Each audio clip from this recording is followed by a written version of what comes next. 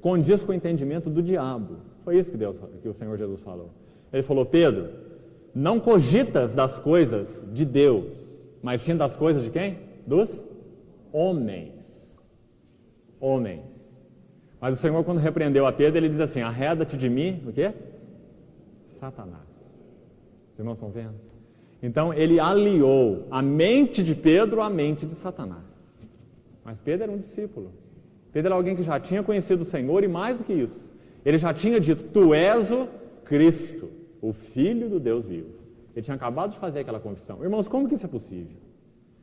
Como que alguém que conhece o Senhor, alguém que foi alvo da revelação, daí a poucos minutos, porque é exatamente na sequência do texto de Mateus 16, aquele que foi um porta-voz da revelação divina, daí a poucos minutos, era o porta-voz da mente do diabo. Se foi assim com Pedro, por que nós temos dificuldade de crer hoje que o diabo, da mesma forma, ele tem usado tantos líderes no meio do cristianismo para proclamar verdades que não são verdades, não é? Verdades entre aspas. Satanás usou Pedro dessa forma, por que nós temos dificuldade em crer que ele pode usar outros? Né?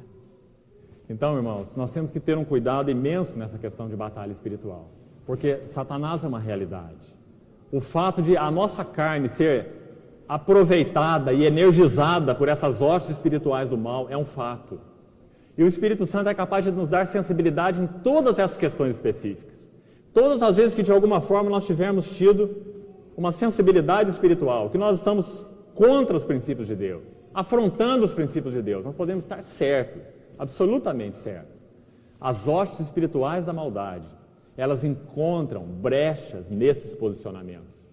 E elas são então capazes de levar as nossas vidas a atitudes drásticas dentro desses caminhos que nós não julgamos, né? E dos quais nós não nos arrependemos. Isso não é uma pequena questão, é uma grande questão, né? Como foi então na vida de Pedro, através de Pedro. Nós temos que ser muito cautelosos. Nós temos que aprender a amar a Deus e aos seus princípios, a amar a Deus e a vontade de Deus, amar a Deus e os caminhos de Deus, porque qualquer foco de rebelião e de resistência em nossas vidas, ele é energizado e utilizado pelas hostes espirituais da maldade. Como foi com Pedro, não é diferente conosco. Nós podemos ser, mesmo como cristãos, expressão da mente de Satanás em muitas questões, né? Então nós precisamos de um equilíbrio grande aqui nessa questão, para nós não jogarmos fora os erros que realmente devem ser jogados fora, né?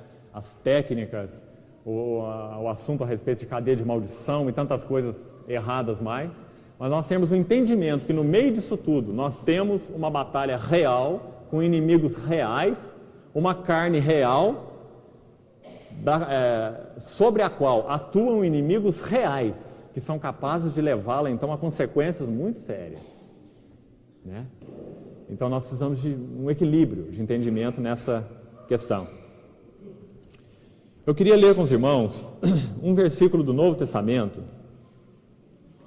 que, na minha maneira de ver, ele é uma chave do livro de Juízes e de toda a questão de batalha